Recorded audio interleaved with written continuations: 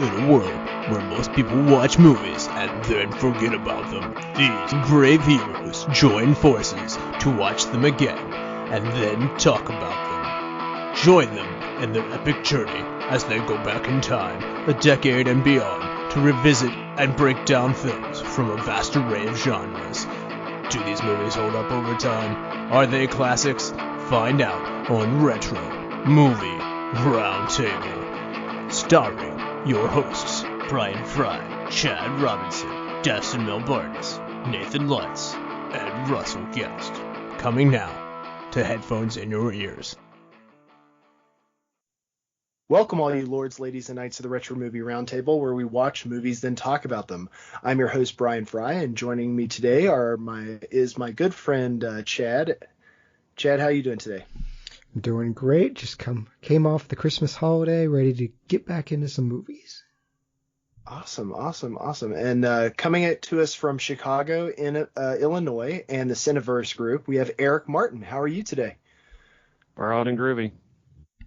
Very nice. So, please, tell us a little bit about the Cineverse group.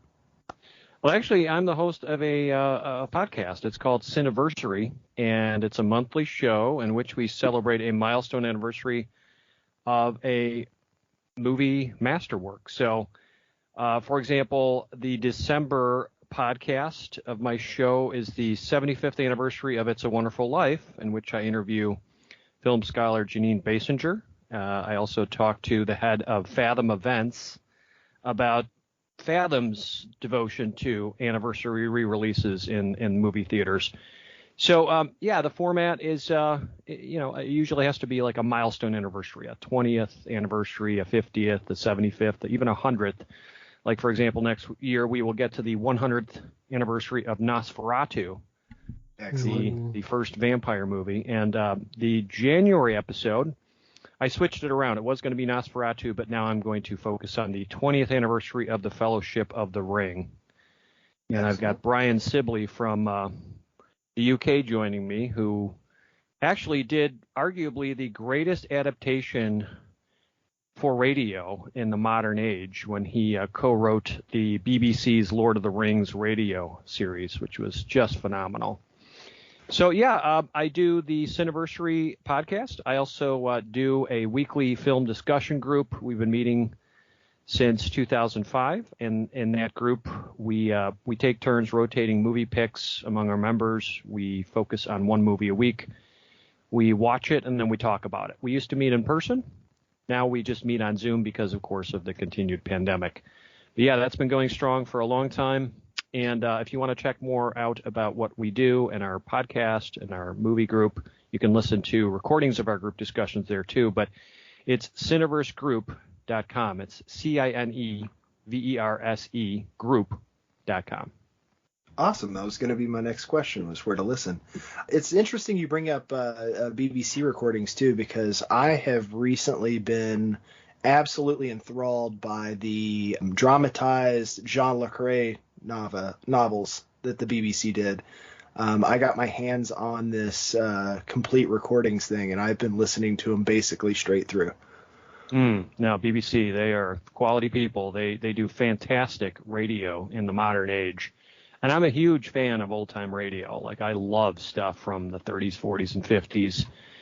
Huge collector of that stuff, have been for a long time. So I really appreciate the ability of people who work in that medium to really paint a picture for you and make images and stories come to life. And the ability for modern talents to do that is few and far between. It's rare to hear a really good radio dramatization these days, but the BBC has been doing it for quite a while. Excellent.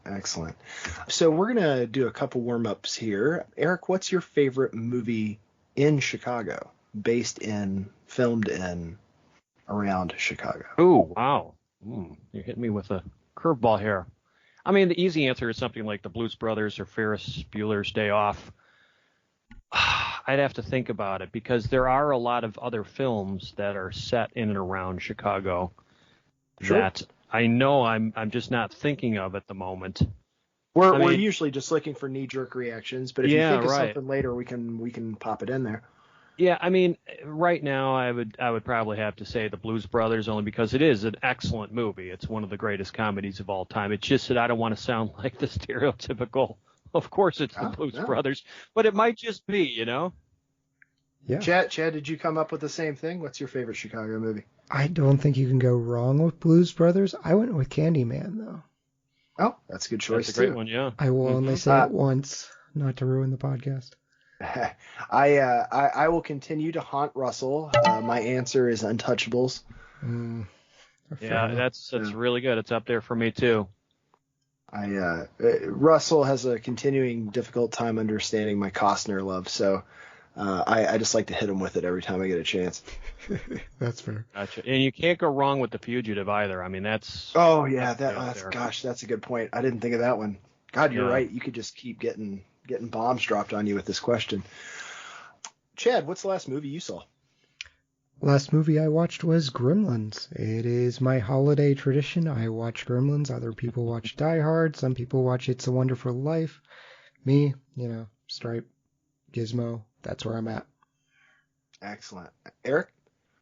Well, I watch It's a Wonderful Life every Christmas season. It's I often juggle between when people ask what my favorite film of all time is. It's either It's a Wonderful Life, Citizen Kane, or Star Wars A New Hope, which to me was like the Beatles on the Ed Sullivan Show. Like, that was my wheelhouse as an 8-year-old when that movie came out. So I'm dating myself a little perhaps. I'm a 53-year-old man who never grew up. But yeah, between those three films, it juggles as to which is my favorite. But so, yes, I just watched It's a Wonderful Life. But I got to tell you, I was a little impressed. I saw on Hulu, they did a new version of A Christmas Carol that came out a couple of years ago, starring Guy Pearce as Scrooge. Anybody seen this? It was pretty good. Wow. And they kind of gave Mrs. Cratchit, Bob's wife, like a whole new major role in this retelling of the story.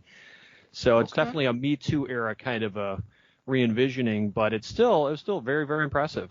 See, we just dropped the Muppets Christmas Carol, so check that out. We will plug that. I will say I'm a Guy Pearce fan.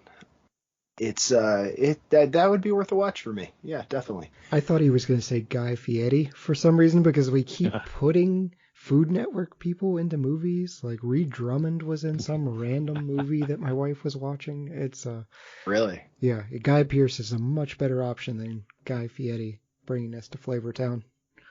So today we are going to be talking about 1969's Easy Rider, starring Peter Fonda, Dennis Hopper, and Jack Nicholson. Budget for this movie is $400,000. It grossed way more than that at $41,728,000. Now that's debatable because some sources say over $60 million. So I think it's actually more than that, gentlemen. I wouldn't doubt it, considering I both bought the movie for this podcast and then couldn't get the disc to work in my Xbox and rented it for $4.99. So I have no doubt that this movie is making money hand over fist. And just as a bit of trivia, I don't know the exact ranking of where this falls, but it is considered one of the most profitable independent films ever made, like right after Halloween or something like that. Paranormal Activity and Blair Witch also. Right. Yeah. Right. So I mean, adjusted for today's dollars, that's a very impressive haul for what they paid for the movie. All right. Well, it did place fourth in the box office that year. Ahead of it was Midnight Cowboy, another cult hit, and just behind it was Hello Dolly. Number one movie that year was Butch Cassidy and the Sundance Kid. So that's a hard one to top. IMDb has this at a 7.3. Rotten Tomatoes, critics say 83%, audience says 82%. So we have a rare joining of the hands. It got two nods for Academy Awards, Best Supporting Actor Jack Nicholson and Best Original Screenplay for Fonda, Hopper, and Southern. BAFTA gave it a nod for Supporting Role Jack Nicholson and one Golden Globe for Best Supporting Actor in a Motion Picture. Do we feel like anything was missed in all of that? Did it get proper respect from the people? I think so. I mean, Jack Nicholson, pretty much every movie he winds up in, he gets nominated for. So yeah, he was. But this is the film that really put him on the map, and this is no small point, because really he languished in obscurity for a long time as an actor. I mean, he was in a lot of Roger Corman, super low budget, cheapies, horror films, and things like The Little Shop of Horrors. But he really didn't get his big break until this film, and nobody thought that it was going to be a huge success. So who knew? But he steals the show. Every scene he's in, he absolutely dominates those scenes, and he's so memorable. But it's really important to think, without this film catapulting him, he doesn't get cast perhaps in Five Easy Pieces the next year, and later, Chinatown and The Last Detail and One Flew Over the Cuckoo's Nest, et cetera, et cetera, et cetera. This is the film that put him on the map. Yep, I agree with that. And Nicholson, one of the things that really shook me when I was looking up information about this film is Henry Fonda's most recent photograph, or Peter Fonda rather, most recent photograph on IMDb actually looks like Jack Nicholson. Interesting. So the whole time I was watching the movie, I was like, do they look alike? Maybe a little bit. But yeah, if you look up on IMDb, the little thumbnail they have for Peter Fonda could easily be mistaken for Jack Nicholson. Yeah. But to answer to your question, your overarching question about, was anybody passed over as far as Oscar nods or things like that? I don't know. They didn't have all the categories they had today, but you can make a case for film editing, although it's a pretty trippy editing approach that they use. As far as acting, I think it's right. I think Nicholson is the one most deserving, even if it's just the sole acting nod here. Directing, this is a very experimental movie, and Dennis Hopper is the man given the credit for directing, but this really is a joint production between Fonda and Hopper and Terry Southern. He's often forgotten about as far as the third screenwriter, but he's actually the main screenwriter. And if you do a little digging and you learn a little bit more about this film, you read accounts that Dennis Hopper kind of became a credit hog, and he tried to claim like he came up with everything for this movie on his own. And that's unfortunate because he's giving short shrift to his collaborators. So my contention would be that this is definitely a Peter Fonda, Dennis Hopper film as far as producing, directing, everything else, writing. But yeah, I think that the Oscars, they're not always fair. Not always the most deserving film wins or gets nominated, or actors or crew. But it feels about right to me in terms of the two nominations. Chad, what do you think, man? Yeah, none of this really surprises me with the screenplay. I don't know if cinematography was around when this movie was made, but sure. I feel like that could possibly break in. I'd have to go back and revisit Butch Cassidy. Yeah, this is the great Laszlo Kovacs too, who's done so many fantastic. You bring up a really good point. Now I'm going to rephrase what I said. I agree with you. I think it should have been nominated for cinematography, and for that matter, when you think of 1969, I don't have the list in front of me, gentlemen. Do you? But what other films were nominated? I'm sorry, it's Midnight Cowboy, Z, Anne of the Thousand Days, Hello Dolly, Butch Cassidy and the Sundance Kid. My opinion, yeah, Z's a pretty quality movie, but Hello Dolly, Anne of a Thousand Days, no. Come on, man. Midnight Cowboy deserves the win there, in my opinion, because it's a masterpiece. But absolutely, Easy Rider, even if you're not a fan of the movie, I mean, it should have been nominated that year for Best Picture. I'd agree with that. I out of that list, I definitely think it should have been in there. But I think that, like you said, any given year, I can find a movie that I like better than one of the nominations. Absolutely, I mean, it's 100%. I'd say it's probably one of the few constants in film that you could ask anybody who's even a mild lover of film, and they'll be like, yeah, I could find something I like better than blank, insert film here. Chad, had you seen this movie before? No. I was telling Eric before you joined, this seems like a movie that, growing up, you or one of our friends would have had on in the background. This just seems in the same vein of the movies that you guys Russell would go to sleep to. He would get halfway through the movie and fall asleep. It seems exactly like that movie. So no, this was a first time viewing for me. I did have some like vague. It was a first time view for me as well, so it had some points where you're definitely reminded of the Fear and Loathing in Las Vegases of the world, which was something we had on quite a bit when we were younger. That's exactly what I went to. Yeah. Yeah. It's I mean, just the vibe of it in general. I do want to speak to one other thing that Erik brought up that I didn't know about. Hopper trying to steal some of the thunder of this movie. The entire time I watched this film, I felt like that's what Dennis Hopper was trying to do. And as soon as Jack Nicholson came on and stole the entire movie, I felt like the rest of the movie was Dennis Hopper flicking off a truck of rednecks because he didn't get his way. So I don't know if that just if that had anything to do, or if he had some of those feelings during the filming of this or not, but I do find that really ironic in the end that the vibe that I had this entire movie was something that literally came to pass. Yeah, we'll definitely get into that. I'm sure we'll talk about that here soon. From what I understand, I'm not a historian. I don't have all the facts, details, trivia about the movie, but from what I remember when I did some research on it, a lot of the dialogue, a lot of the just kind of scenes are improvisational. Yeah. Like especially the campfire scene where they're talking about the Venusians and the outer space people, etc. From my recollection, Nicholson made that up on the spot, and it's brilliant. But like, you know, you could tell that a lot of this is just kind of verisimilitude. It's kind of like trying to capture something in the moment without over-scripting, overthinking it. Now, there is a script they follow, right? I mean, the plot is something that they wrote. But again, I think that a lot of them kind of made things up as they went along, and that's certainly true, I believe, with Hopper.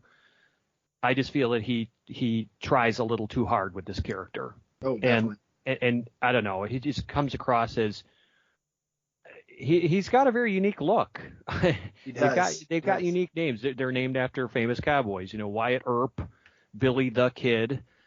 We get it, but you know they're modern cowboys, if you will. But I don't know. He's got a unique look, but he can be really, you know, kind of trippy dippy, and then other times he could be really aggressive and kind of, you know, an angry character. And I don't know if that's the pot talking or the LSD or whatever. And gentlemen, presumably, they took real drugs while they were filming this. So they really were smoking marijuana. They supposedly were really taking the drugs that they depicted in the movie. That possibly means that they snorted a real coke in the early scene. That possibly means they took real LSD.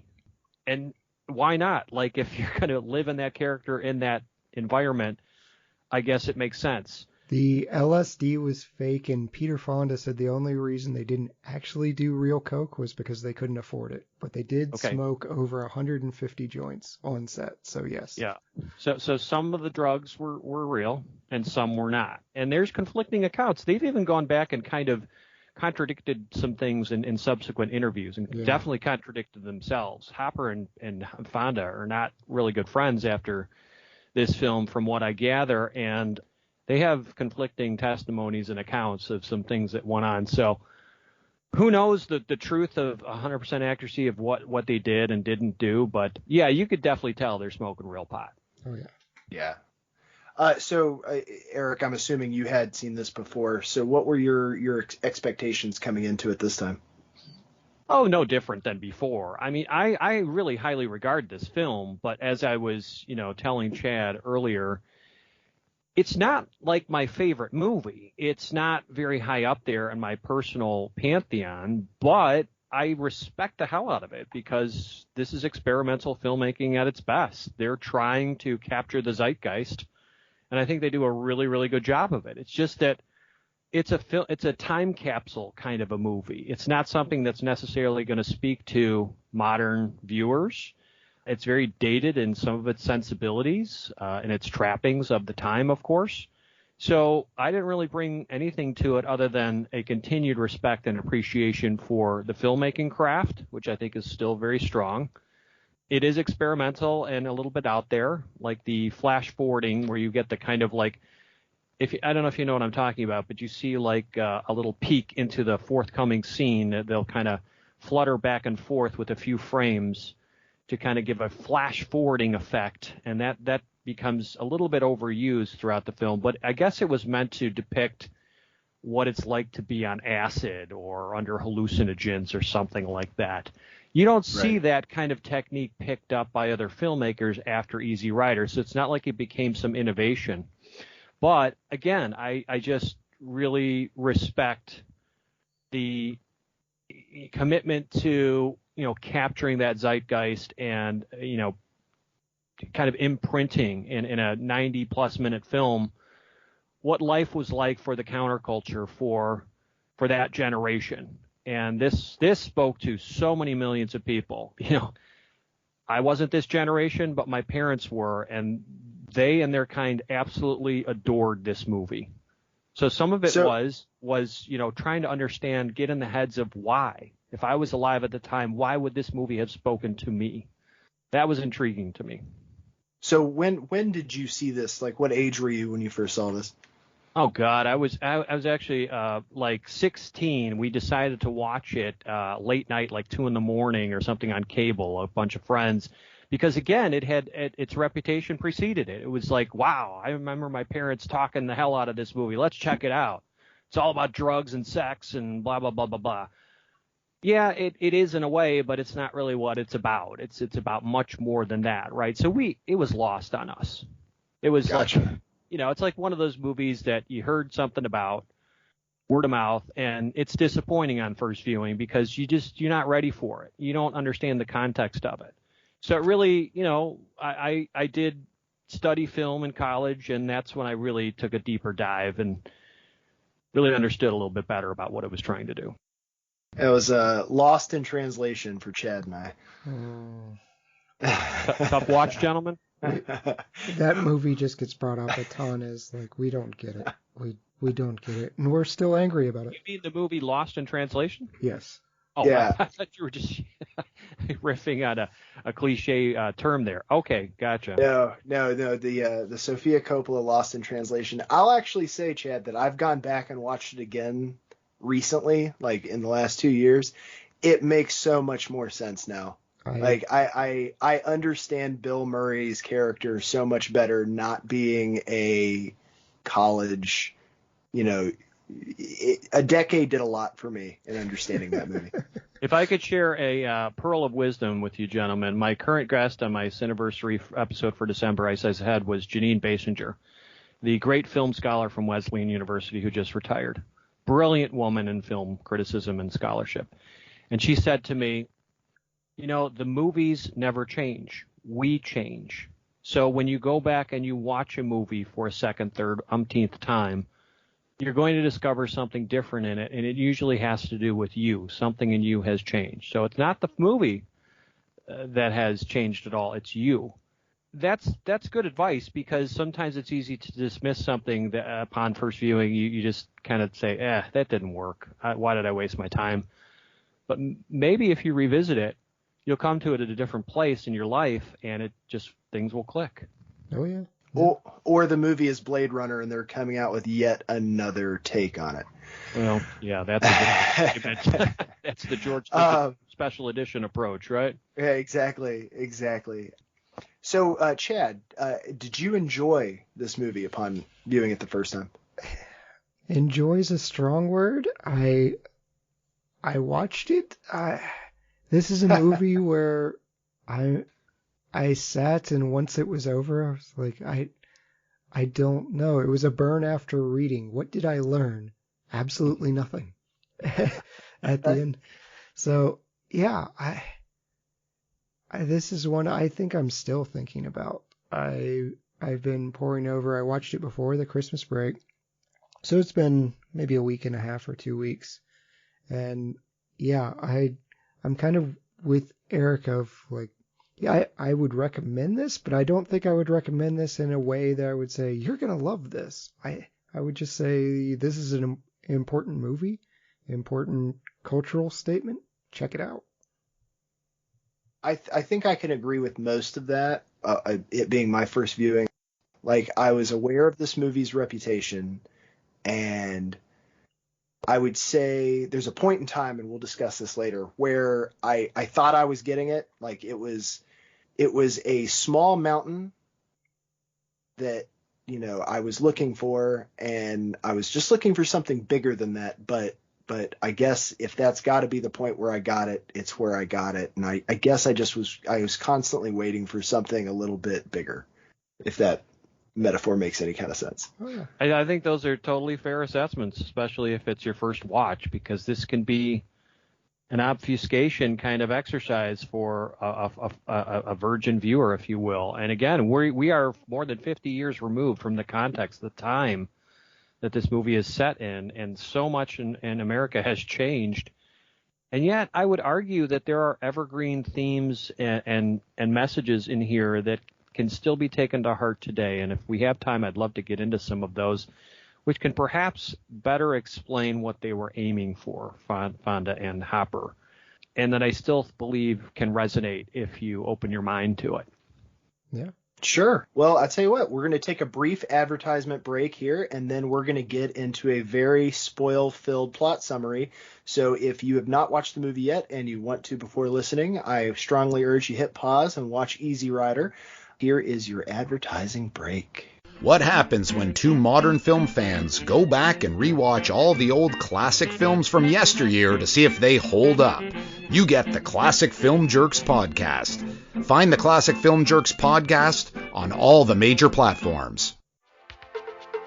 Welcome to the Flashback Flicks Retro Movie Podcast. I'm Ricky. I'm Grayson. And every week we review a movie from the past and reflect on things we missed, things we loved, and things we want to see again.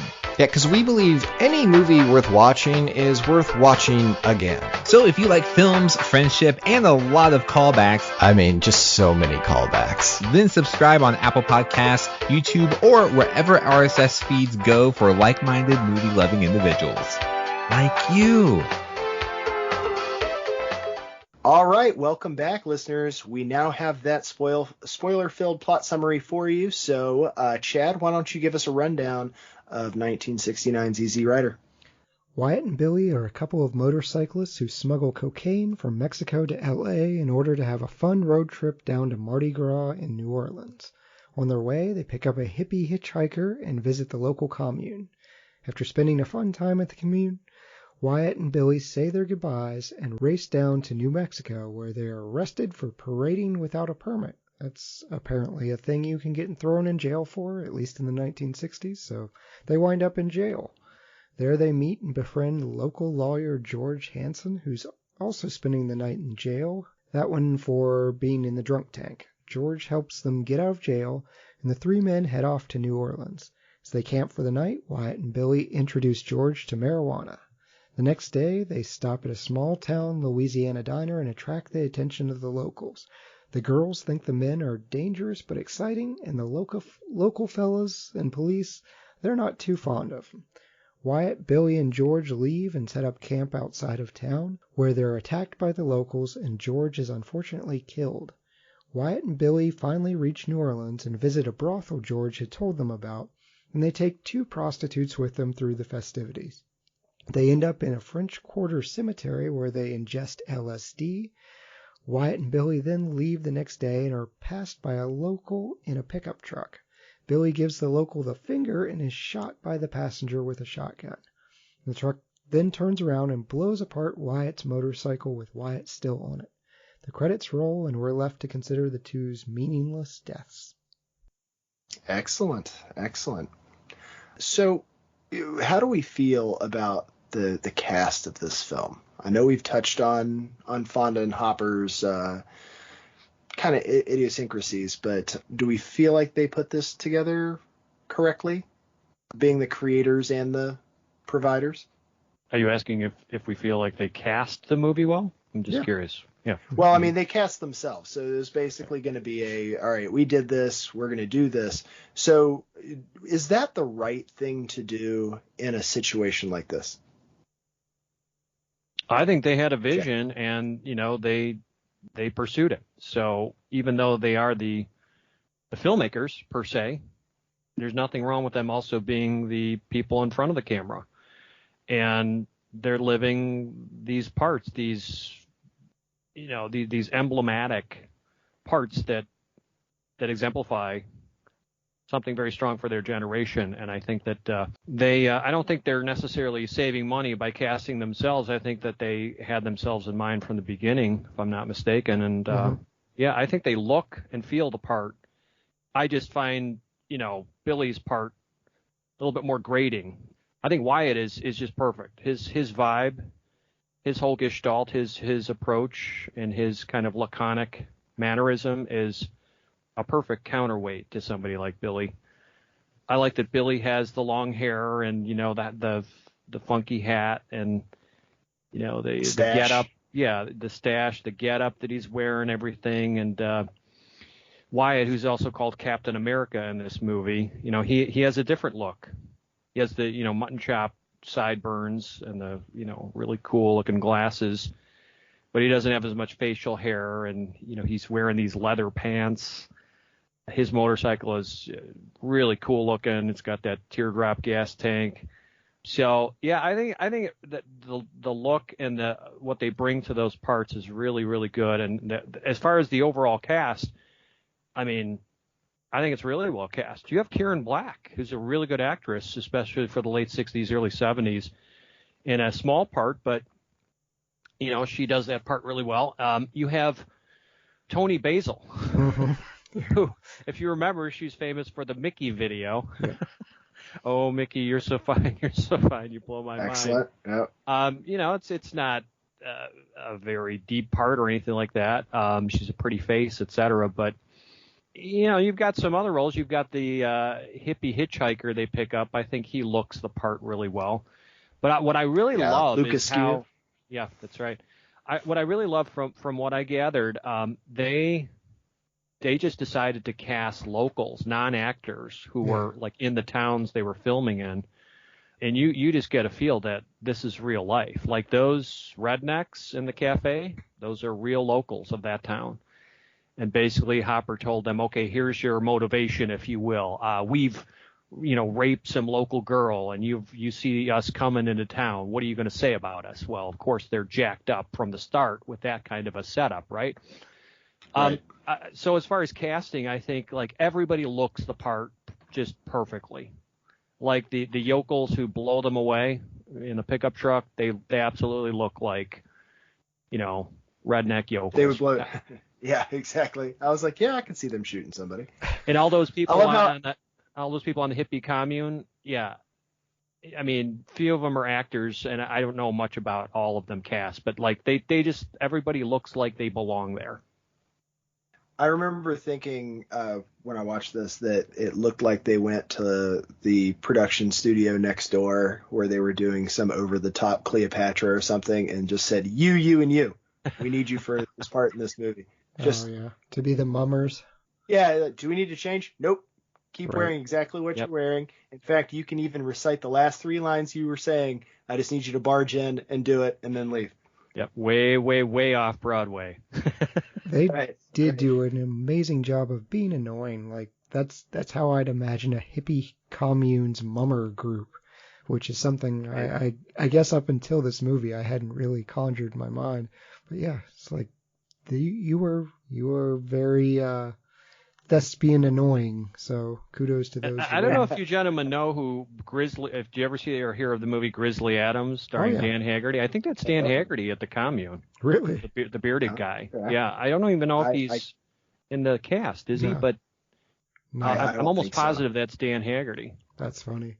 Yeah, I did see Rip Torn was cast as George initially, Jack Nicholson's character, but then Dennis Hopper pulled a knife on him on set, and so Rip Torn pieced out, and they wound up suing each other for libel. Rip Torn won because Hopper said it never happened. Rip Torn won.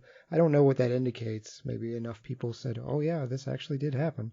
But I think it indicates, and there's other stories, that Hopper is somewhat of a douche. Yes. Fonda wanted to enlist Crosby, Stills, and Nash to do a soundtrack for the movie, and the testament says here that Hopper told him to get the out. Like, nope, we don't. And if you come back in the studio, I'm gonna mess you up. Right. Yeah. He called them limousine riding. I can't even remember, but it was basically, hey, they don't understand this culture. I like Crosby, Stills, and Nash.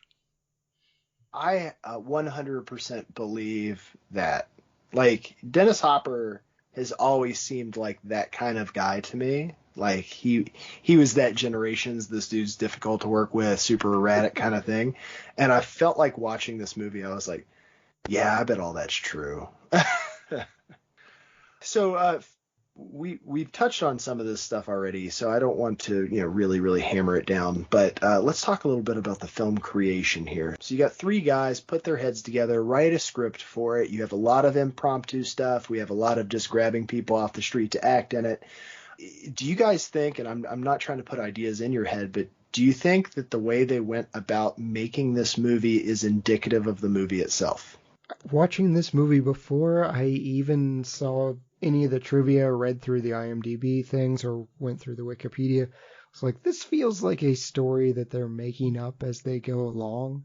It's kind of a, we visit this location and then this happened. We visit this location and then this happened. And yeah, turns out they did have some form of overarching plot, but a lot of this was filled in as they got there, or as their funds allowed them to do. So they talk about ridiculous 3-4 hour cuts, lost film, things like that.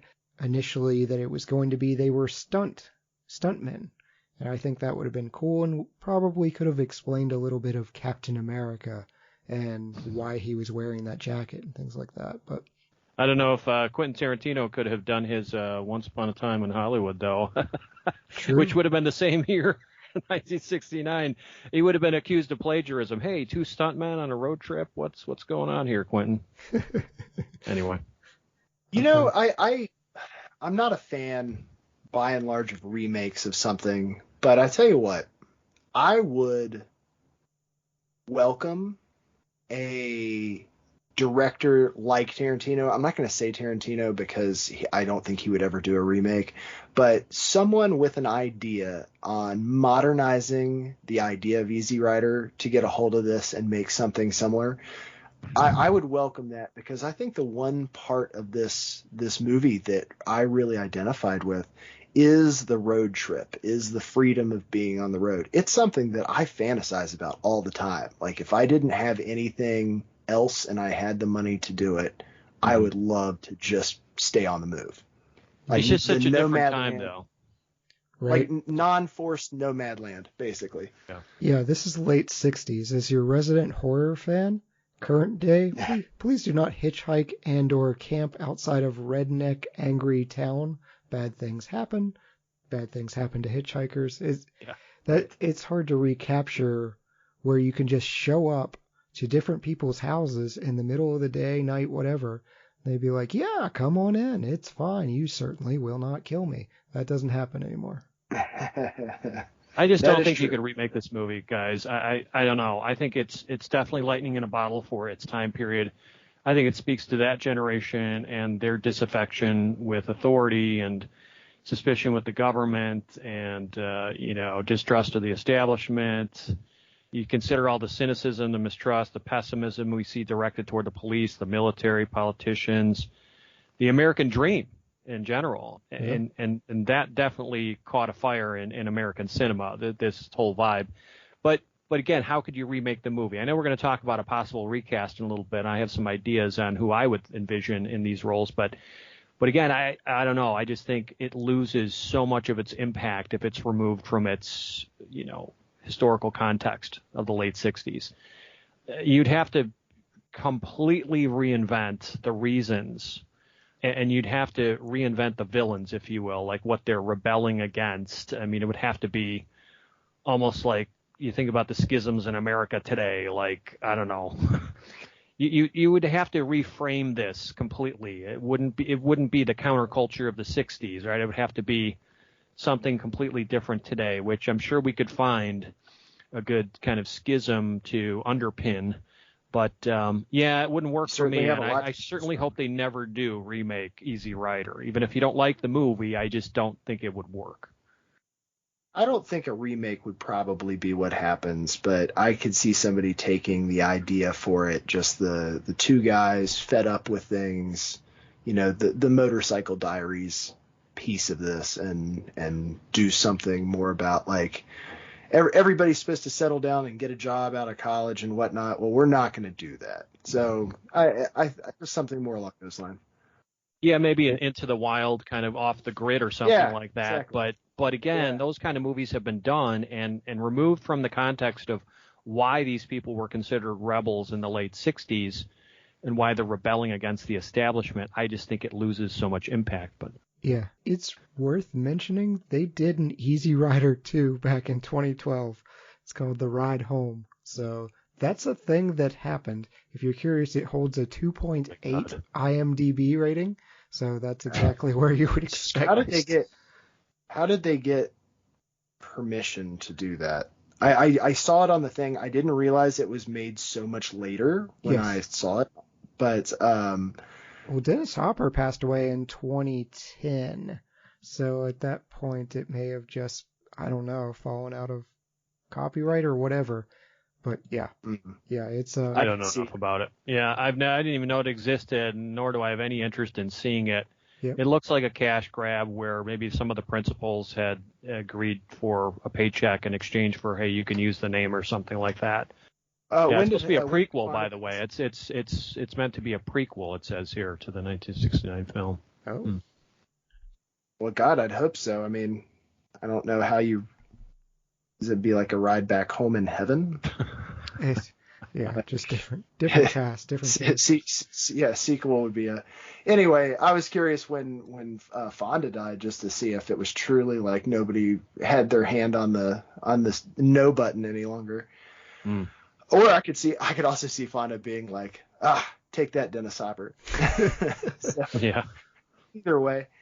So speaking of Dennis Hopper, let's talk about his role as the director of this film. We've talked about what we like about it, what we don't like about it. What about his directing style? He did other stuff like American Dreamer, The Last Movie, The Trip, on up to Chasers in 1994. I actually haven't seen very many movies he's directed. So how are we feeling? Obviously, this is the most popular and most successful.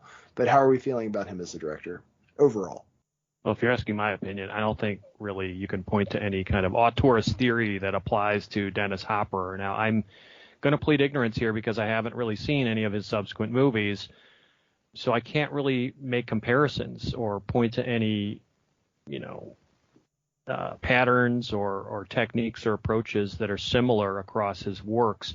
And I'm not trying to denigrate him as a filmmaker at all. It's just that I don't think there is much of a style. I think, as you were saying earlier, just my opinion, I think that they were kind of making this up as they went along in a lot of ways. They had a screenplay, they had an idea, but I think that, they just kind of let the movie ramble and take shape organically in a lot of ways. And a lot of the heavy lifting is done by somebody like Laszlo Kovacs with actually is amazing outdoor cinematography. And I think that they were fortuitous in the locations that they choose to shot in. When you see the long LSD trip and the, New Orleans cemetery, which feels like it goes on forever. Yes. And it probably went on forever and a day in the extended cut that we never saw, but it just tells me that it's not so much about, he's trying to flex his directorial muscles and show off like as a showman of, hey, I've got all these really snazzy techniques and gimmicks and things like that. The only gimmicky thing, like I said, is the flash forwarding technique, which isn't replicated in any other movie I've seen. I give him kudos for attempting that, that approach to segueing between scenes. It's something we've not seen before. I'm glad I don't see it in any other movies because it can be great. It can be kind of annoying after a while. But I think that they were trying to capture the whole drug experience and just kind of the loosey-goosey, let's go on a road trip and explore America. And it's kind of predictable what, even if you've never seen this movie and you see the long hairs, they pull into, redneck America. Well, what do you think is going to happen? Some bad stuff. Right. They're going to get singled out. They're going to be castigated and so forth. But nevertheless, I think that kind of guerrilla approach to filmmaking where it's almost a little bit of cinema verite or neorealism, it serves the movie well. It has a structured plot. They follow it. But they're also, as I said, definitely kind of making things up as they go along. And it still works for me, even if you can kind of foresee what's going to happen. Yeah, it's the LSD scene you mentioned it. That's the first time in this movie that I was really able to say, okay, here's where he's getting some form of style. It's very reminiscent, and a lot of the movies come slightly later, but Italian cinema, giallo horror, things like that, All the Colors of the Dark, Dario Argento. So we get a lot of that Italian cinema influence for that LSD scene, the stripping, the rapid cuts, the spinning. You hear the Apostles' Creed going on in the background. It's just a very trippy experience. So that was an interesting scene. You're right, it did go on for quite a bit. But it is meant to represent a bad trip. Yeah. If you recall the advice that the hippie hitchhiker gives them, he says, take this in the right place with the right people. I'm paraphrasing. Yes. And apparently they didn't do that. They took it at the wrong time with the wrong people, presumably, and they got a bad trip out of it because that does not feel like a pleasant LSD experience. Right. Wyeth talking to his dead mother. Yeah. It's meant to feel like meandering and scary and, kind of alien, I think, to especially somebody like myself who's never even tried acid or LSD. Yeah, I mean, if anything, if they're trying to espouse the whole drug lifestyle, to me, this is a cautionary tale. Hey, don't take the bad drugs, man. They're going to mess you up. But I don't think it's so much on the surface of about drugs or a cautionary tale or anything like that. I think that the drugs are a backdrop to what's going on with this generation. But yeah, to the main point about the filmmaking style, that LSD scene, there is a little bit of creativity just in terms of how they edit that, the different shots they use, the soundscape they create, which is very surreal and kind of unnerving. So I admire that scene a lot. It's an uncomfortable sequence that I wouldn't want to revisit time and again. But it does speak to, hey, Dennis Hopper does have some chops as a filmmaker, and if there is any style in his kind of approach as an artist, then you see it in a sequence like that, maybe. Absolutely. Now, one of the things that I think that this movie greatly succeeded on, like I feel like I never lost touch with the feeling, is the atmosphere in this film. Mm-hmm. So, Chad, tell me a little bit about how the atmosphere worked or didn't work for you in this film. Yeah, it's very strange. I probably could have watched an hour-and-a-half movie of just them cruising across the countryside. They really do a fantastic job of just capturing the beauty of America. And totally.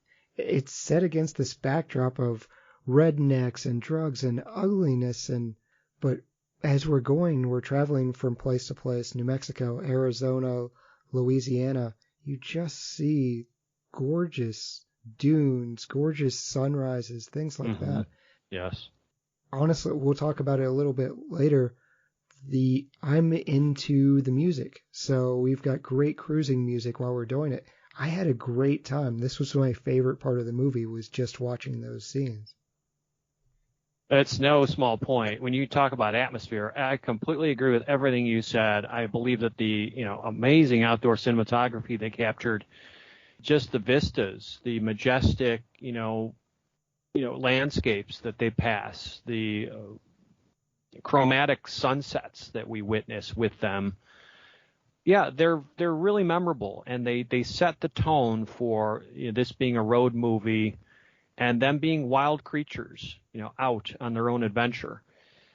And the soundtrack is crucial. It's huge. Can you imagine this movie without, pop music of the time? And these are big, memorable classic rock songs. You have Born to Be Wild, which is a staple of classic rock radio. Oh, yeah. You have The Weight by the band, one of the best songs ever written. You have a Jimi Hendrix song, If 6 Was 9. You have The Pusher by Steppenwolf. You have songs by the Byrds. and on and on and on. And some of the songs are more obscure, but like that song, I don't even know what it's called or the title, but when Jack Nicholson joins them and he's wearing the football helmet, I Want to Be a Bird, I think is the name of the song or something. Yes, it's just perfect. It adds this comedic light tone, and the vignetting, the montaging that they're able to do with the music and the imagery is astounding. It's great stuff. And you have to keep in mind that this wasn't the first movie to lace its soundtrack with pop music. You could argue that, The Graduate before it, 2 years earlier, was arguably the first to do that. But this was an important one. This was really, really important. And The Graduate was strictly Simon and Garfunkel. This is a smattering of different artists of that period. And these are important artistic voices. There's not just obscure, rock and rollers. There's a lot of really, really good artists represented in that soundtrack. So as we talk about the soundtrack, just for another second here, I want opinions. Do we think that the mix of varying hits of the time outweigh a possible Crosby, Stills, Nash solo done soundtrack? Obviously, we've never heard it, so we don't know. But we'll never know, right? Do you think that what's the better than or greater than or less than in your mind on what it could have or could not have been? Chad. I mean, I really enjoy Crosby, Stills, and Nash, but I can't imagine this movie without Steppenwolf, especially Born to Be Wild. But, there's some weird transitions here. Don't Bogart Me, The Fraternity of Man. It cuts weirdly into If 6 Was 9 from Jimi Hendrix. But I love all of these songs. Bob Dylan's It's All Right Ma, if you listen to that, it's about a mother that commits suicide. That song, Bob Dylan wasn't going to give that song to Peter Fonda, but Peter Fonda is doing the speech to that statue, and he calls the statue Mother. That was something Dennis Hopper pushed. Peter Fonda's mom committed suicide. So he was being pushed by Dennis Hopper to talk to the statue like it was his mom and just get out those feelings. And it convinced Bob Dylan, okay, well, you can have this song, because of Peter Fonda's performance. So there's a lot of touching things in between just fun cruising songs like Born to Be Wild. I'd agree with all of that. Yeah, I mean, Crosby, Stills, and Nash, I mean, they're masters of their craft, right? And this would have been, arguably, if they wrote the soundtrack to this, probably preceding their debut album. They were capable of great, great music, but again, I just can't envision with my ears, if you will, a different approach to the score, because I think you need the variety of different musical voices in this film, so emblematic of the time. Again, we'll never know, but I don't know. I think it's an unimpeachable soundtrack. I think that's one of the strongest elements of the movie. As a audiophile, I feel like I'm constantly haunted by the what could have been, whether it was a promising artist who dies unexpectedly or something that falls in your lap like this, where you're forced to think about what other options could there have been. I hate not knowing. I always want my cake and eat it too. Like, if you could have a Crosby, Stills, and Nash score, if you will, while still using pop culture songs for the movie, like just have it interweaved, or have the Stills and or having them do the credits or something like that. Of course, they'd never pay for both, so I understand why. But man, just the idea of letting the three of them take a crack at this is alluring. By the way, as a bit of trivia and a tangent, very briefly, if you'll indulge me, CSN was actually commissioned to write a movie soundtrack, and they did create it, but it was never used in the movie, and that's War Games, the Matthew Broderick film from 1982, I want to say. We covered that. Yeah, they wrote the soundtrack for that movie, which is just a weird marriage. Like, I can't picture CSN. Yeah. But basically the opposite of this movie. But it's out there, so like maybe it gives you a little flavor of, okay, here, we want you to write the score to a movie. What would you do? Well, go look it up. It's out there. You can seek it out. It may not be their best work, but it's an interesting experiment.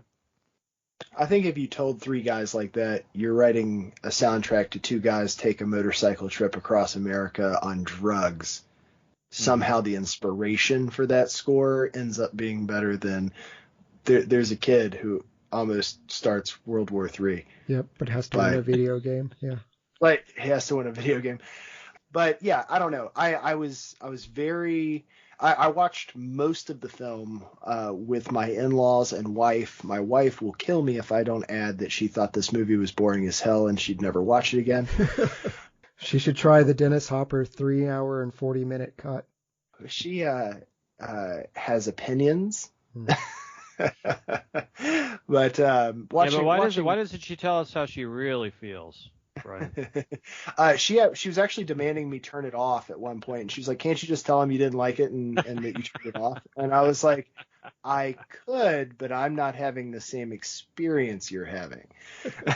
So there are redeeming things there, but no, between this and the more recent Chad, I'm blanking out, the Australia horror movie. The Loved Ones, yeah. The Loved Ones, yeah. So those are the last two podcast movies I've had her watch with me. She was far more interested in The Loved Ones, but she had opinions there too. Mm-hmm. Anyway, yeah, I was pretty much hooked on it. My father-in-law absolutely loves the soundtrack to this movie. I actually had a lot of notes on just the soundtrack piece because I too really enjoyed it, and then y'all dropped that bomb on me about Crosby, Stills and Nash, and I'm like, I want to go to there. So wardrobe, we got to talk about Hopper's get up, actually both of their get ups. Outside of the two of them, how do you feel about the rest of the cast and wardrobe? I want to start with them so we don't just spend the whole time on Fonda and Hopper. Chad. Yeah, I almost question whether they used costumes, like used what the locals were wearing. It fit right in. It makes me laugh that they weren't allowed to film at the one hippie commune. Like they said, there's no recording devices, so you've got to film a fake commune somewhere else. That makes me laugh, and I agree with you that they probably did say, "Oh, you're filming an Egyptian period piece? Come on, right on over. Let's do a hippie film." I need three of you right now do this. Yeah, but everything else, I like Jack Nicholson's suit. I thought that was pretty fun, and it sets him apart in the jail cell right away of this guy's not in the same normal class as Billy and Wyeth. So that it was cool to see his interaction with the two policemen and them treating him differently right away. And, "Oh, I know your dad." And it's just this different America. Here's some aspirin. Yeah. Can I get some aspirin for my friends? Yep. All of that. Or cigarettes. So I enjoyed all the costumes. They all fit right in. I'm not from 1969 America. I'm from 1984. That's when I was born. So, but this is how I would imagine it. I feel like Jack Nicholson's suit in the jail cell has followed him his entire career. I feel like I saw the genesis of Jack Nicholson in a suit, and I feel like I've seen that same suit on him in so many movies afterward. I don't know if you guys got that vibe at all, but as soon as he was introduced, I was like, it's the same damn suit. He looks great in it, so I mean, kudos. He does. He wears the heck out of it. I think that style, like that, it not only launched Nicholson, but it launched a Nicholson style, I guess is what I'm trying to get at. Yeah, although his movies that followed this, he wears a variety of different kinds of characters where you're not going to see him wearing a suit, certainly. Five Easy Pieces is arguably his second greatest performance ever, which immediately followed this movie. I mean, he's definitely wearing clothes of the time and a variety of them. The Last Detail, I mean, he's a sailor, and he even goes shirtless for some of that movie. So Jack Nicholson is just a Renaissance man. What can I say? He's amazing in every role I've ever seen him in. But as far as the question of costumes and so forth, I don't think much about it, the wardrobe of the movie, although I would say that the most kind of symbolic of the era is not the look of necessarily Wyeth or Billy. It's the hitchhiker. It's the bandana wearing hitchhiker. He looks like a hippie to me. He looks like he fits right in that milieu. And even if that's central casting, hey, put this costume on, I think that look nails what 1969 is all about, brother. I think I agree with that. I think that Hopper had this thing going on with the bandana and the mustache, and honestly, he looks like Stills through most of this. So I think Steven that's right. Stills from Crosby, Stills, and Nash? Yeah. He's the one with the mustache and the long hair, isn't he? No, that's David Crosby. Yeah, you're Crosby. right. You're right about this because if you recall the Byrds, they were called the American Beatles, the Byrds. Oh, yeah. Roger McGuinn, actually, and Also David Crosby, who were both in that movie, both in the band, the Byrds, Peter Fonda and Dennis Hopper, respectively, I should say, were easily compared to McGuinn and Crosby in terms of their look. Mm. So I don't know if that was coincidence or intentional. I didn't read anything that verified that, but yeah, Dennis Hopper's definitely trying to look like David Crosby. It does make me laugh how much Wyeth's costume, that Captain America flag, it apparently got Peter Fonda pulled over a lot. He said between that and the American flag on his tank, which all of that to me today, those people aren't the ones getting pulled over, but the American flag symbol on the motorcycle and on his jacket apparently signaled trouble, and that he was a troublemaker back then. Well, I think it's the clash of you have a hippie, who's boarding around an American flag, right? And so the flag-waving, jingoistic rednecks would take offense to something like that. Not only is he a northerner, if you will, a Yankee. What are you using that flag for, boy? Yankee queer, right? But he's usurping the flag because he's not fit to wear it or use it. He's animalistic in his hippiedom is their mindset. You know what we should do? We should shoot him out our truck window. Right? Yeah, what is with the rednecks here?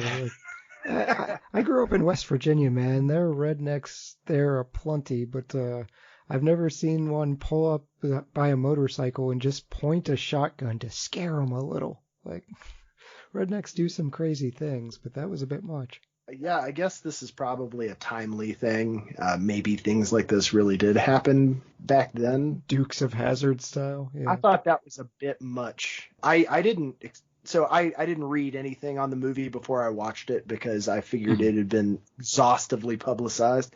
So, yeah, that ending was complete shock to me. I was like, oh, that just happened. Right. And then when they said, all right, well, we better turn around, I'm like, oh, they're going to go back and help.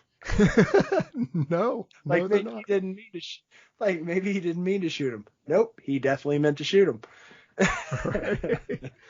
Well, like I said, though, if you really pay attention to what they're talking about in the movie, and this is easy to miss on the first viewing, granted, it all kind of fits together because this movie is not a very kind of take it literally story or movie. It's meant to be symbolic in many, many ways. So I'd love to get into this a little further in terms of interpreting the meanings and the messages of Easy Rider, but I don't want to, deviate from your outline here. So that's let me know if and when you think a good time for that is. But yeah, if you want to continue with your outline. Oh, let's talk about it. All right. So I'm not promising, gentlemen, that I'm going to fill in every blank you have, every question you have, or make the movie completely make sense. But here are some interpretations of the film. So what do we know about Easy Rider? Well, it's a time capsule, right? It's a time capsule of a movie that depicts what was in the public consciousness in the late 60s. You have to remember, of course, it's a time when the counterculture and the young generation were searching for answers. They're searching for respect. They're searching for power, right? They didn't have a lot of power, even though they could demonstrate in mass quantities. They really weren't getting much traction. And this film spoke to them in ways that no previous movie had spoke to them because it presented characters and themes that represented their generation and that generation's hopes and dreams. It's also one of the first examples of a film that caters to audiences who had grown increasingly dissatisfied with and suspicious of, the government, of the establishment. I want to put myself in the shoes of somebody from that generation who was seeing this movie for the first time in the late 60s and what this movie would have meant to them. That still kind of makes the hairs on the back of my neck stand up, because I like to think about things like that. I like to think about how this would have been received on its first watch by somebody that the movie spoke to. You know what I mean? Yes, it's a wildly experimental film. We've talked about this. Some of Hopper's choices, some of Fonda's choices, the editing style, the staggerific flash forwarding can be good and bad, perhaps.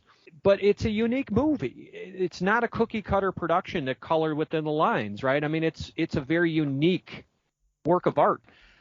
There's no movie quite like Easy Rider. I really can't. I mean, yeah, there are hippie films. There are biker films, certainly. There's lots of exploitation cheapies at the drive-in circuit in the late 60s and the early 70s that rode the coattails of this movie. But there's no movie quite like Easy Rider, except perhaps Midnight Cowboy, which is the same year. And it's also a buddy picture with two guys who are kind of anti-establishment. But that's also a very different approach. It's not a road movie per se. So I think what's important to keep in mind is that it's a revisionist Western. Okay, it is a Western. And it's a Western that usurps and updates the classic Hollywood Western films. You think about how Billy and Wyeth are named after Western icons, right? Wyeth or Billy the Kid. And yet, what do we see? They look and they act so differently than those real-life characters from bygone Western days. Instead of riding horses, they drive motorcycles. Instead of heading west, as you'd expect a cowboy to do, they're traveling east. And that's kind of a bad omen. That's antithetical to the direction you'd expect of a Western hero, right? And then you think about what messages or themes are endemic to the movie. I think the crucial one is what Jack Nicholson's character is talking about when he says something like, how they scare other people. He says, it's real hard to be free when you're bought and sold in the marketplace, George Hansen says, right? And then he also says, yeah, they'll talk to you about individual freedom, but when they see a free individual, it's going to scare them. So it's what they represent that scares them. And what they represent is what it means to be a truly free American in an ideal sense. Which begs the question, is it possible to be a truly free American? I don't know, but they're trying to kind of give a morality play, if you will, in the sense of, look, here's how we envision this going to happen. I mean, it's an interesting point and one that is easily missed on me when you made the point of they're riding east as a portent of bad things to come. So that's something that could be easily missed. And yeah, I definitely caught the Western themes. Yes. But it's helpful to think about that. I struggle with the Western genre in general. Bryan's more of our Western fan here. Mm-hmm. There's a few, but we go in different directions. I like the Silverados. He likes the Tombstones. I want more fun and less depressing death. Mm-hmm. Yeah, that's why I always go to John Ford Westerns as my go-to, but everybody's got their own unique tastes and preferences. But the important line of the movie to me is what we need to talk about briefly next, which is Wyeth saying, we blew it. What the hell is he talking about here? What are you talking about, right? Like, if you're seeing the movie here the first time, you hear it, up to this point, you're thinking, okay, they're still alive. They've had some scrapes, but they made the big drug deal. They've got all this money. And he says, we blew it. What's he talking about? Well, I think this is getting into the death of the 1960s ideal. So the counterculture and the hippie generation, what were they yearning for? Well, independence from the establishment, from corporate America, from the liberty to be able to live their alternative lifestyles. They wanted that. They wanted to practice free love in peace while expressing themselves without, I guess you'd say, fear of reprisal. But we see how that turns out for Billy and Wyeth. Not so good. So the line, we blew it, kind of reinforces this. You can interpret this as what? As a confession that Billy and Wyeth have sold out their values in their idealism by making the drug score, by valuing money and possessions, by conforming to let's call it a capitalist ethos in that regard, while also failing to truly feel free, as George was talking about. I was watching a bonus feature on the Blu-ray for this movie in which Hopper said that the film's main message was that freedom comes with great responsibility and that Billy and Wyeth didn't live up to that responsibility. So that's a way to interpret the "we blew it" line. Like, okay, they're trying to live this free, peace and love hippie lifestyle, right? But they bought into corporate America in the sense that, if you recall, Billy, what does he say? Like, oh, we made it, man. We're going to go retire in Florida and live easy street. But is that really what the, free kind of counterculture ethos was about? No, that's selling out, right? And that's lost 52 years later, perhaps. Right? Like, it's a little hard for maybe modern audiences to get their head around, like, what's so bad about that? Like, you need money and what's the big deal? But that would have been a big deal to viewers in the late 60s. Recall how earlier Wyeth, he throws away his wristwatch, right? What does that suggest? Mm-hmm. Maybe that he will not be bound by the rules and restrictions of time. And while we might cheer this rebellious act of, I guess, nonconformity, we see examples as the movie progresses of how Wyeth and his friends, they end up in the wrong place at the wrong time, ultimately leading to their deaths. It's also possible that these men are too far ahead of their time to be accepted, or that it's impossible not to live a life free of the boundaries of time schedules and temporal constraints. So time and its kind of trappings are a message unto themselves. You hear lines like, do your own thing in your own time. The time's running out. I'm hip about time. So I don't think this is just happen chance. I think they're onto something there, just about, being bound by the conventions of time and temporal constraints.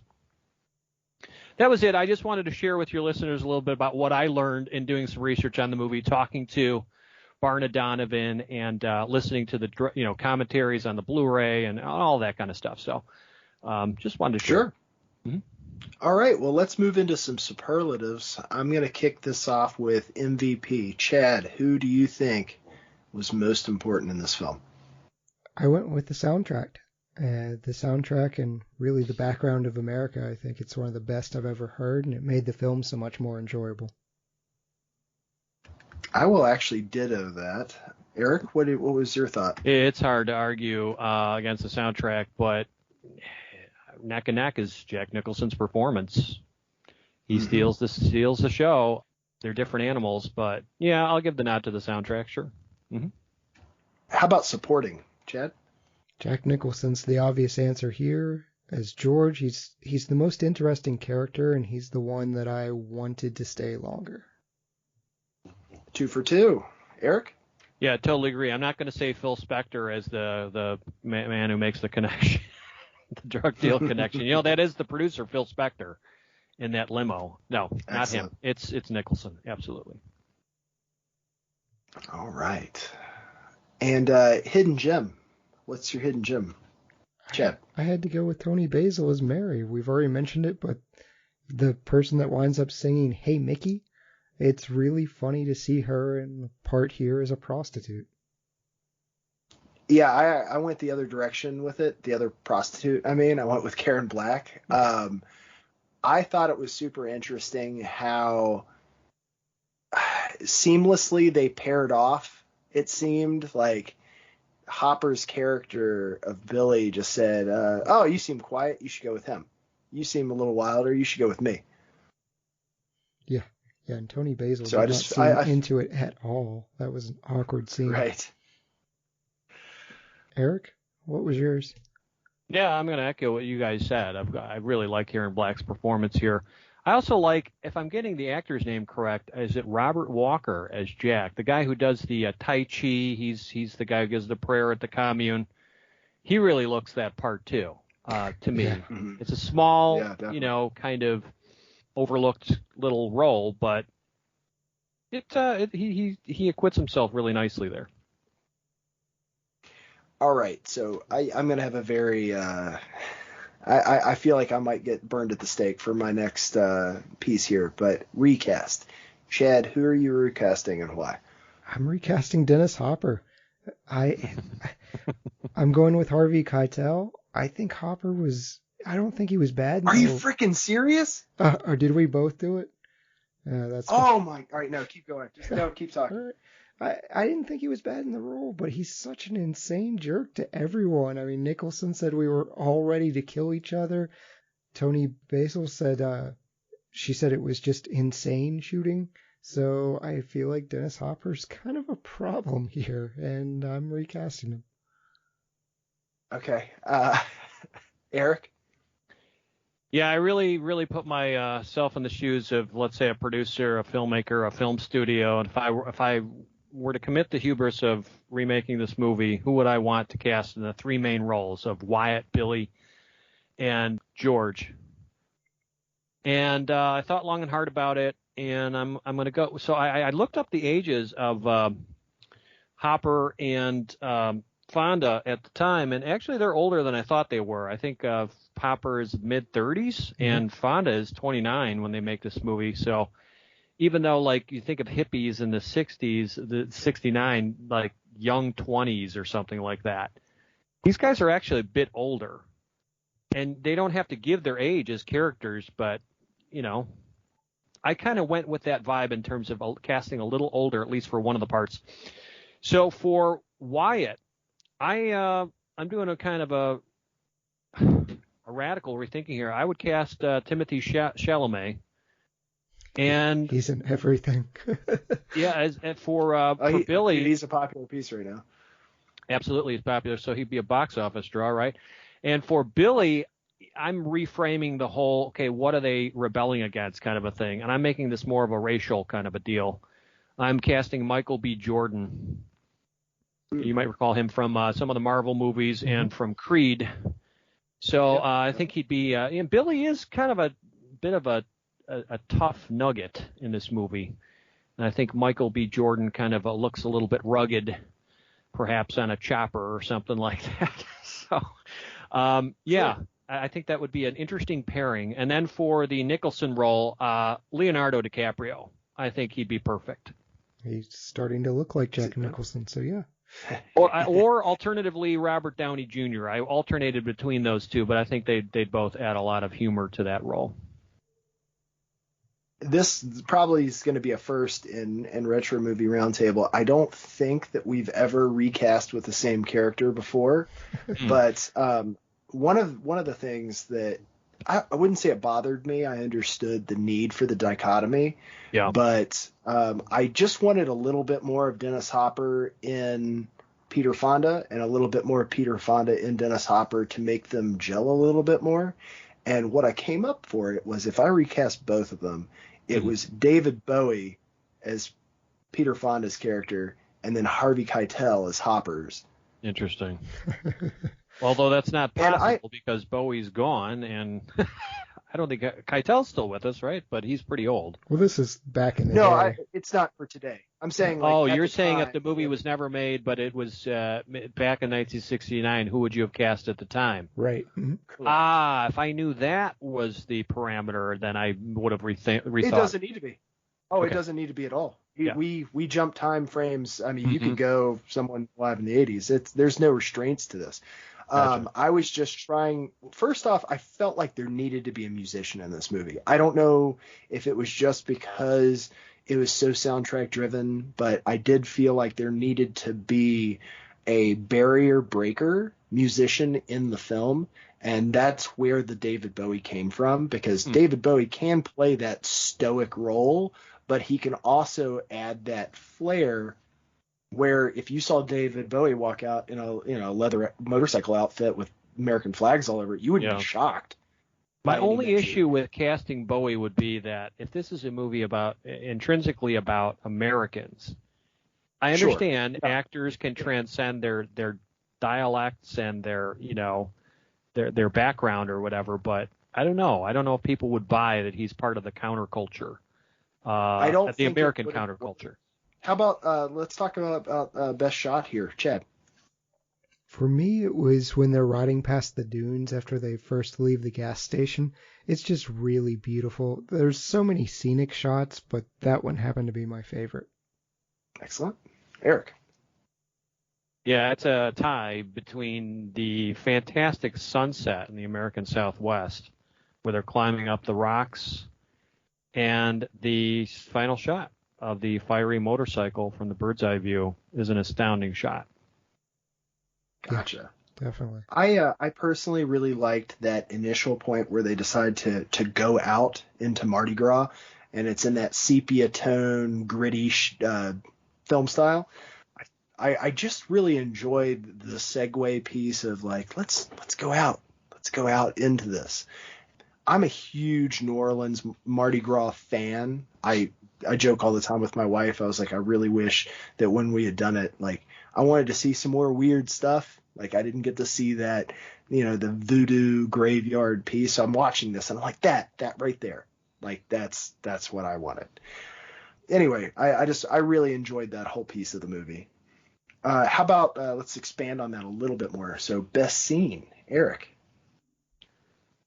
The campfire scene with Jack Nicholson. There's two scenes, actually. I think the scene where they're talking about the personal freedoms and what the establishment is afraid of, it's pivotal to understanding the whole movie and appreciating the entire message here.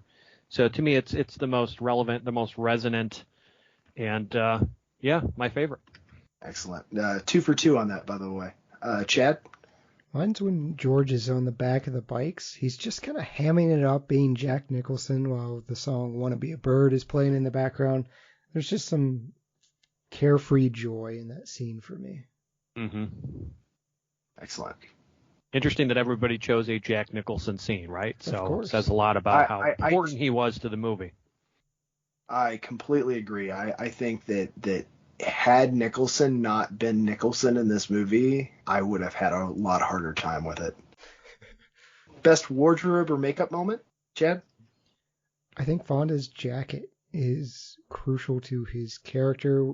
He's called Captain America. He's got the American flag. So for me, you can see the interactions he had with the cops in real life because of it. I think it's an important statement for the period piece. Excellent. Erik? Ditto. You said it best. I totally agree. Mm-hmm. Yeah, I think that's 3 for 3 then that. How about change one thing, Chad? I'm not sure I can change the ending since it's kind of the point of this movie, even though I didn't care about it. I guess if I'm changing something, it's going to be spend less time at the commune. It winds up being that they only spent a day, but it kind of felt like they spent a week there for me, and it just dragged on a bit. Erik? Yeah, unfortunately, Billy's character doesn't work for me in a lot of the movie. I think Hopper is, he's summoning a muse that just doesn't work very well. He sounds cliche in some of his lines. He's acting strangely in others, and I understand it's under the influence of drugs, presumably with his character. He just, I don't know. He bugs me in a lot of the scenes, so I don't mind Dennis Hopper himself being cast in that role. It's just I don't think he acts it very well. So I don't know. I would change some of his lines of dialogue. I would have him be a little less sexually aggressive, let's say, at the commune. His character becomes a little more irredeemable. So, I don't know. He just kind of rubs me the wrong way. I guess I would change some of his lines and motivations, perhaps. I'd agree with that. My biggest piece on this was I think it did need a little bit more rigid scripting. I'm all fine with keeping impromptu lines. That's what editing is for. So you can have the cake and eat it too, or you can have, a solid script to guide you. And then when those gems fall in, you keep them. But to rely solely on improvisation throughout a film, I thought this needed a little bit more structure. Yeah, definitely could have benefited. I agree. Which brings us to best quote. And I have a feeling that at least two of us have the same thing on this one. So we'll go with Erik first on this one. Yeah, I quoted Nicholson earlier, but there's actually several lines. I don't think I quoted these two before, and I'll kind of put them in a kind of a pair, if you will.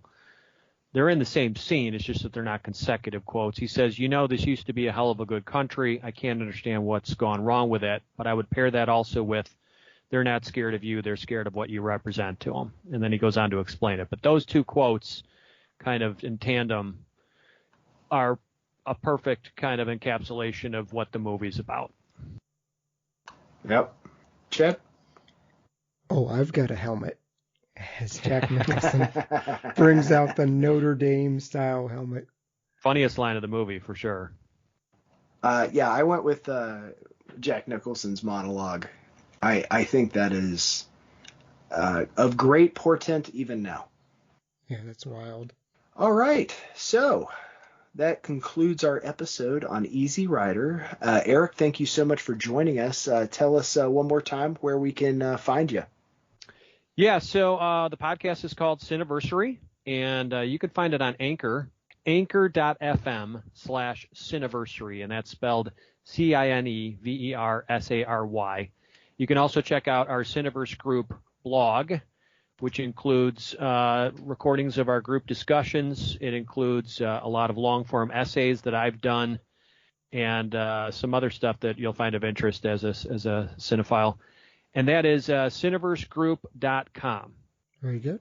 All right, time to give it a rating. Chad, from 0 to 5, using half-part increments that I don't agree with, how would you rate Easy Rider? Well, I'm going to use one of those half stars. I'm giving it a 2.5 star. I feel like this film is extremely important, and it's an important statement on the 1960s culture. But we're in 2021, almost 2022, by the time this episode is released. So much has changed. So much of what it's criticizing has changed. A lot of the movie feels meandering, and I think they were going for pointless at some point as their criticism. And I think it's important to see, but I didn't particularly enjoy it. Okay. Erik? Yeah, I mean, like I was telling Chad earlier, I grade on a curve a little bit. I have to kind of give it its props for its place in movie history. It is an AFI Top 100 film of all time. I don't let others, influence my own grading or opinion necessarily, but I do know it's an important, influential, innovative movie. That being said, is it a fun, is it an entertaining movie? Is it something that I continue to go back to? Not necessarily. It has its flaws. I'd probably place it. It's a really tough call. It's split between the two, either a 4 out of 5 or a 4.5 out of 5. So I'll just grade on a curve and give it a 4.5 out of 5. Very nice. All right. I gave this one a 3. I think that it's important with a movie with this many, or I shouldn't say this many, with a message like this to be digested slowly over time. This movie definitely is going to require more reps for me to really find the things that I value in this style of movie in order to make it a higher rating. So I'm going to give it a 3 with a tentative a place for growing. Yeah, I think that's fair. I do think this movie can be appreciated more over time, and my rating probably will grow as I think about it and consider it. May even, by the time we rank things at the end of the year, it may change. For what it's worth, if you were to ask me to give this a grade on the first time I saw it, I probably would have given it about a 2 out of 5. So if it's any consolation, it does get better on repeat viewings. I hope that's true for you. That's true for me, anyway. I could see it. It's one of those things that I did just have a one-off time with it, and there's more to it than I'm sure I got in the first viewing, and I actually look forward to watching it more in the future. Yep. All right, so now it comes time to select a movie for next time. Chad, you ready to help me? Yeah, now for something completely different. Yeah, we're going off the rails on this because it's let's just say these aren't gems. AFI Top 100? No. Yeah, we're going lowbrow for this round. All right. Option number 1, Deep Rising, 1998. A group of heavily armed hijackers. It's almost like hard to talk about this after the movie we just did. A group of heavily armed hijackers board a luxury ocean liner in the South Pacific Ocean to loot it, only to battle with a series of large-sized tentacle and man-eating sea creatures who had already invaded the ship.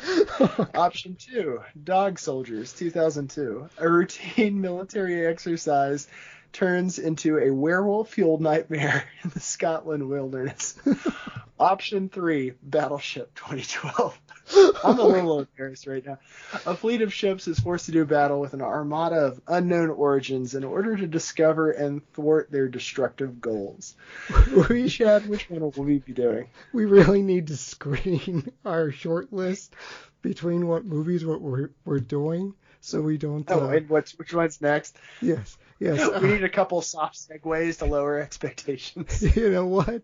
I'm going with large-sized tentacle man-eating sea creatures with Deep Rising, right after Easy Rider and Statements on Culture. We're going to go for Counterculture 1998 Tentacle.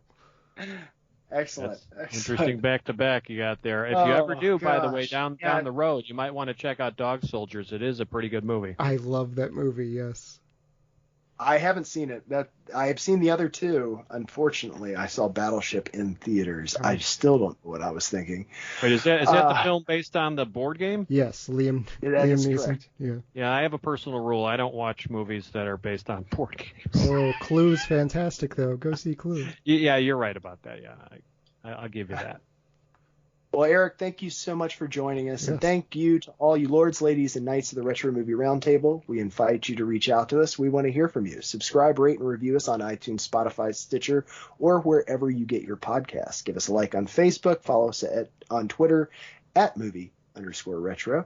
Email us at retromovieroundtable@yahoo.com.